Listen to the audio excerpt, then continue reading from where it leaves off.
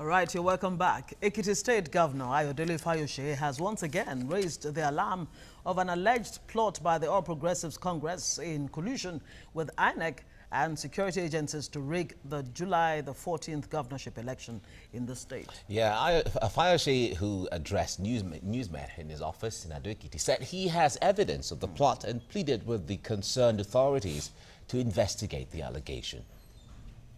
We are concerned about the activities of the National Commissioner, Mrs. Aminat Sakari, and two deputy directors, Mr. Pascal Nwanwe and Mr. Abdurasak Agbola Yusuf, who is very close to this National Commissioner. We are equally concerned by the activities of a director of procurement, who until recently was in charge of printing ballot papers in INEC, Mr. Kenneth Ukeagu, who is the arrowhead of the rigging agenda. The duo of Mr.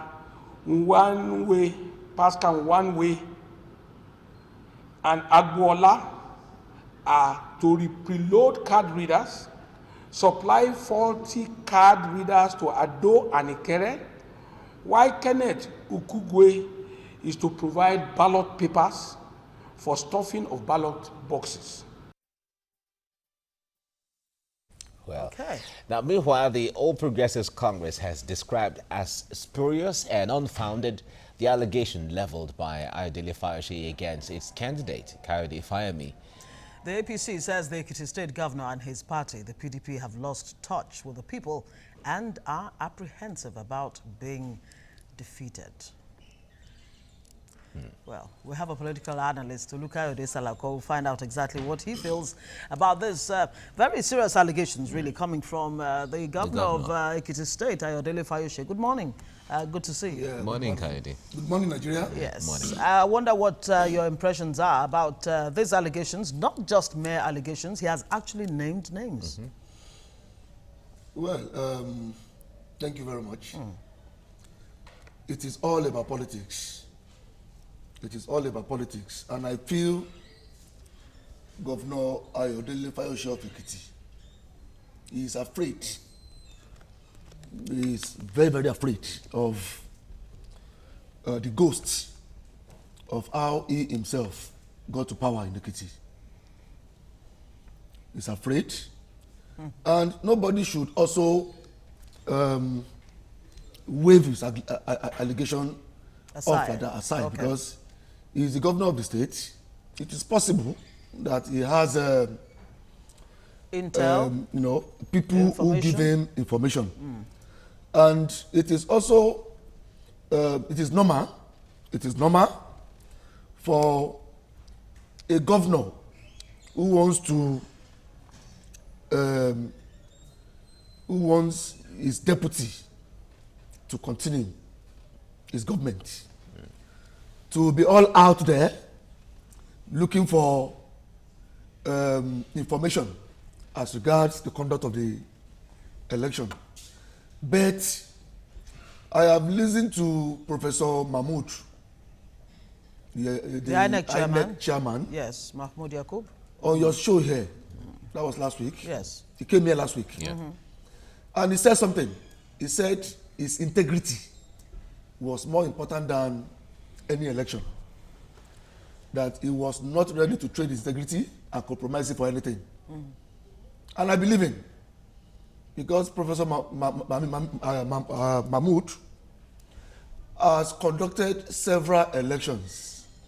Ekiti's election is not going to be the first. Yeah. He will be conducting. He has conducted for Anambra. He conducted one in Oyo State recently, where several by-elections. Where even a PDP emerged. Candidate won. Yeah.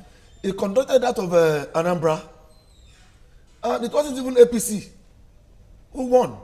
So he has conducted several elections where those who deserved to win were allowed to win. In the case of Ekiti, from day one, I think Mr. Ayodele Fayose has paid more attention to the politics. He's too conscious about politics than governance. If you have governed well, after all, you gave the man you are competing with now, you gave him 14-0 in 2015. If you gave the same man 14-0, you should also be confident that this Saturday's election should be another 14-0. If it's not even 14-0, it should be 12-0, or maybe 12-2 or 13-1.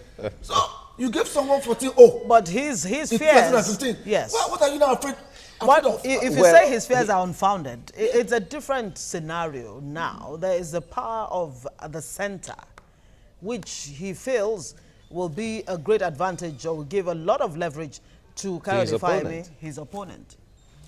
Well, isn't it an anomaly to even say it is that's Fayose's opponent? Where is Olushola in all of this? That's a big question, because the point that it looks like it's a contest between Fayemi and Fayose again.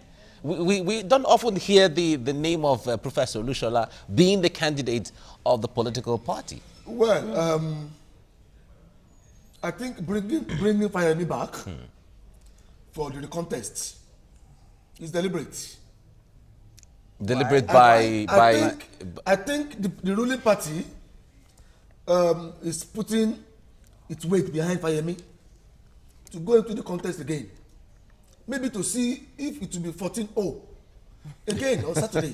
This 14-0. But one thing I know is that this current INEC has been conducting other elections, and those elections have been assessed to be free and fair. It is not only Ekiti's election that this INEC chairman is going to be conducting. Yeah, so Fayose should go and do his own work. He should go and do his own work. He should allow the process to run the way it has been stipulated to run, instead of addressing Nigerians every morning. You know, he's fond of doing that. Any little thing, he will jump into his press conference room. He's more or less like the de facto president.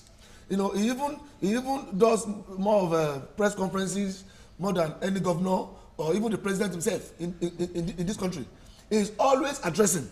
He's always coming out to come and address. Any little thing, you will see Governor Fayose, instead of concentrating on governance.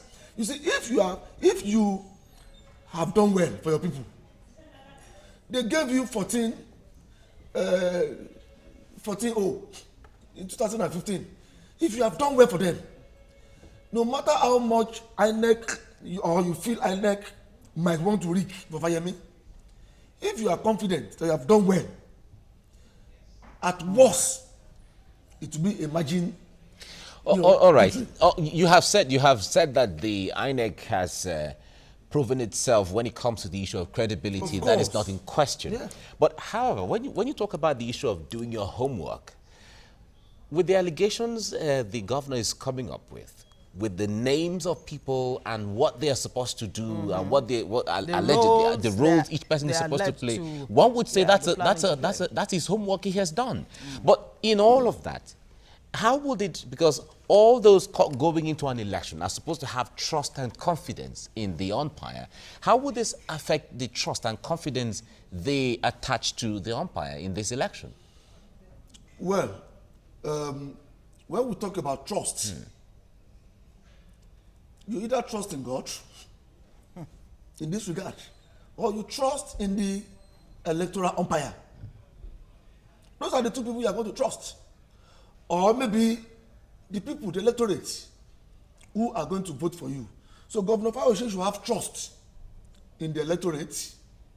He should have trust in the electoral umpire, which is INEC, to conduct a free and fair election. And then he should have trust in God too. Trust in God. The same God who did it for him in 2015. We'll do it again. Be able to do it again. Okay. But when he's not trusting the presidency, because that's another. When he's not trusting that the presidency will not be involved in this whole election. This presidency, we all know, has Mr. President been interfering? We know the way Nigeria was being run in the past. This president has come to do things differently. He's a sane man. He's a man who respects his integrity. His integrity is the only collateral he has to continue to get Nigerians to continue to trust in him. All right. Mr. President has not interfered at all. The only time he had interfered was when Governor Obiano of Anambra State wanted to be caged. They wanted to gag him. And the man said, no, you don't do this in my own time. Give the man his rights. Let him have his freedom. Restore his security details. Let him have his freedom. And immediately, the IG of police immediately did the right thing. The election went the way it was supposed to go, and the winner was declared. Did you see Mr. President in Anambra? Did you see Mr. President come out to come and do a press conference that, oh, APC must win Anambra by force or at all costs? Well, that is a rhetoric that we have heard from the former chairman of APC, John Odige Oyegun, who said that Ekiti must be captured by all means. And that sends the wrong signals to people like Fayose and, of course, the supporters of the PDP in Ekiti State. And then you have the situation with the DSS who have been arresting, teachers and what have you for attempting to photocopy their PVCs within a school premises. You see, when allegations like this are in the open, I would have preferred the governor of Ekiti State to come out with those evidences. This is a social media revolutionary time. It could start pushing those evidences out. When you say you have evidence against someone, and you can come out to do a press conference to substantiate it. Now, what is the concrete evidence you have? Why can't you also send that out too? So that it could come before the opinion of Nigeria. Well, teachers indeed have been arrested by the DSS. The teachers? Yes. Yes, I read something like that. That some teachers were arrested because they were submitting. No, what I read was that they were submitting their PVCs even to the state government. I didn't read it that it was APC or FIME they were submitted to. What I read was that the state government was mandating the civil servants in Ekiti to submit their PVCs for God knows what reason. So I think Fayose is just crying foul. It's just being smart as usual. It's just being smart. I think some of these allegations is bringing out. That's not the only allegation he's coming himself is guilty of. It's not the only allegation he's coming up with. As a matter of fact, he's saying that the reason why the people of Ekiti, workers in Ekiti, have not been paid is that the federal government has refused to release the federal allocations to the state, so that it would be on record that the PDP government has not been paying salaries. Well, I would have loved the federal government to come out to defend itself in that regard. I am not federal government. I'm not working in the federal government, so I cannot say what I won't be able to defend or what I don't know anything about. Okay. But one thing I know is that this present federal government has been trying to live up to the expectation of someone like me in the area of being a federal government of integrity, doing things differently. And what I'm going to see on Saturday, what I expect to see on Saturday, is an election in Ekiti where there will be enough security men. Yeah. Because if you don't put enough security men there, it is possible that Governor Fayose himself might be the one who will scuttle everything. Because we all know, about 30,000 police officers will be on ground. Saturday is going to be a free and fair election. I trust the INEC chairman in that regard. Okay. Now, we remember the last election in Ekiti, the stomach infrastructure, we've not forgotten. Yes. But between that time and now, people have developed, people have grown, either politically or by experience or whatever it is. In this election, what do you think is going to drive the pattern of votes for Ekiti people? What would they be looking for from whoever become or who should become the governor of the state? Well, if I were to be a voter in Saturday's election, I'll be looking for leadership responsibility. I'm going to be voting for that candidate who is going to bring back the value of the socio-economic value of Ekiti. But that's the ideal. We know that originally, Yes. Ekiti people are seen to be highly educated Highly people. educated. But it was still there. We had the issue of stomach infrastructure. Yeah. Well, my brother, what happened in 2015? How Fayose got there? 2014, you mean? On the 2014. Yeah. It's already in the open. How he got there? He himself did not get there through a credible electoral process. The revelations are out there. So it is possible that Fayose was imposed on the Ekiti people. In spite of the fact that observers, international or the people observers, voted for him because they wanted someone of his character. But I think now the story is changing, because my wife is from Ekiti. I am also naturally from Ekiti, from Efalaye. I wouldn't want someone of Fayose's character to continue to do that state anymore. I would prefer a civilized person who can attract foreign interest, foreign investment Or interest. maybe in that is state. why he's bringing his Professor? deputy Professor Olushola to take over from him. You see, Fayose only wants to continue to perpetuate himself in the politics of Ekiti. The same thing he criticizes people for. The same thing Fayose will always accuse people for. It's the same thing he is doing. It is obvious that he is imposing that man on the PDP, the politics of Ekiti. Most of his people in PDP in Ekiti don't like the fact that he has been hell-bent on imposing that guy on them. Now, in democratic governance, you have the politics and you have the governance. Yes. You divide it into two: politics and governance. In my own assessment, I think Fayose has given more attention to the politics than the governance.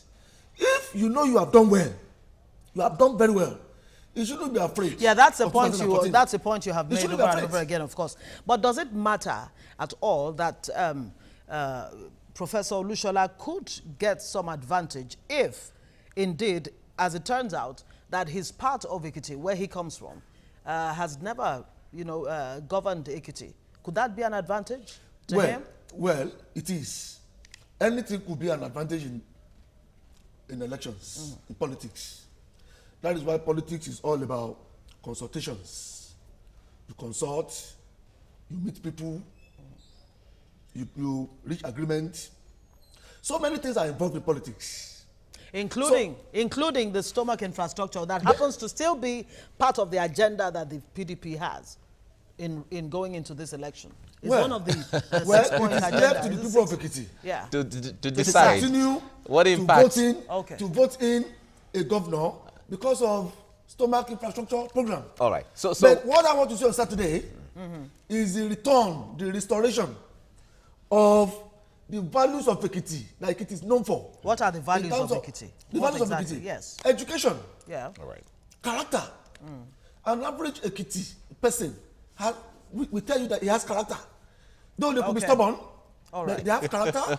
They go to school, they learn, and they get involved in dignifying things. All right. Not the way Fayose has run that state in the past 3 years. But are All they right. still not involved? We have to I'm leave it not here. indeed. All right. We have to leave it here now. We have to Is that leave it. what? Omowani Ajoshe. Omowa Nejoshe, but Fayose too is Omowa. Other aspirants too are Omowa now. Okay. All right, we'll have And to leave the it whole there. of Nigeria is Omowa. It's fine. Ekiti deserves Omowa. decent leadership, Omowa. Okay, Omowa. civilized All leadership. right. Thank you very much. All right. Thank you very much, Olukayode Olukayode. Salako. Thank you so much for coming on. Thank you very much. Thank you. Thank Bye. you.